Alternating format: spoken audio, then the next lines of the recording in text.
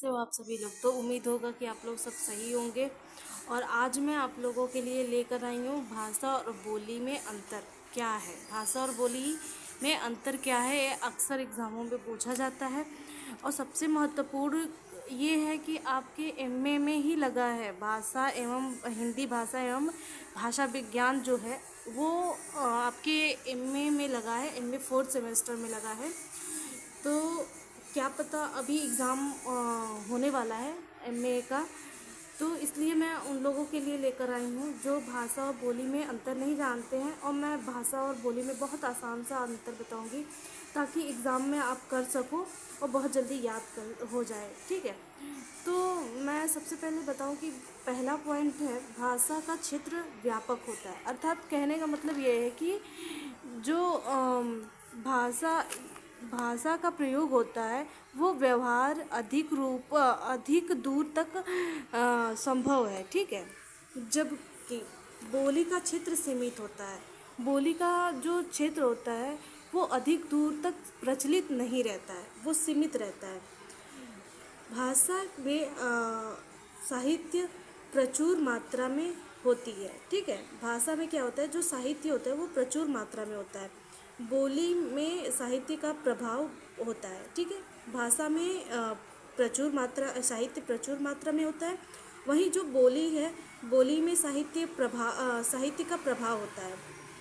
भाषा का प्रयोग राज्य कार्यों में होता है। भाषा का जो प्रयोग होता है वो राज्य के कार्यों में होता है। बोली का उपयोग बोलचाल में होता है। जैसे हम लोग बोलते हैं, अब कहते हैं ना कि एक एग्जाम्पल ही ले लो, कोस कोस पे पानी बदले 4 कोस पे पानी।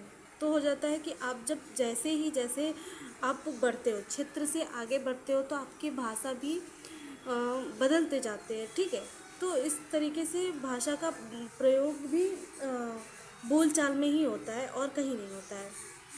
बोली का जो प्रयोग होता है वो बोलचाल में ही होता है। भाषा का प्रयोग राज्य के कार्यों में भी होता है। ठीक है, भाषा के माध्यम से शिक्षा प्रदान किया जाता है। भाषा के ही माध्यम से शिक्षा प्रदान की जाती है। ठीक है, और बोली के माध्यम से शिक्षा प्रदान नहीं की जाती है। बोली के माध्यम से बोली आपकी जैसे हम अवधि बोली बोलते हैं तो ये कोई शिक्षा, इससे शिक्षा प्रदान नहीं होती है।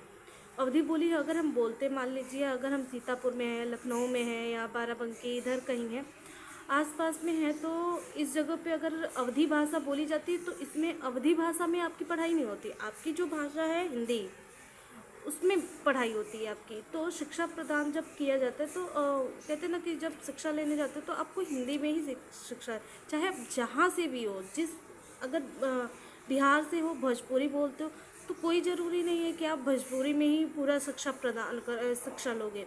नहीं, आपका जो राज्य भाषा जो हिंदी है उसी से ही पढ़ाया जाएगा। ठीक है, उसी से ही आप शिक्षा प्रदान लेते हो। ठीक है, इसमें कई बोलियां हो सकती हैं। क्या होती है, जो बोलियां होती है, इसमें कई बोलियां होती हैं और इसमें भाषा सीमित नहीं होती। ठीक है, उदाहरण के लिए हिंदी, अंग्रेजी, उर्दू, मराठी, तेलुगु आदि जो वो होती है भाषाएं होती हैं, और आदि भाषाएं होती हैं।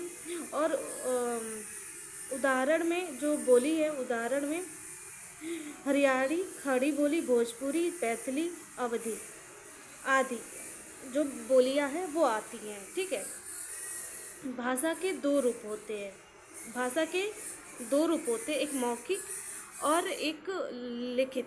ठीक है, एक बोली जाती है और एक लिखी जाती है।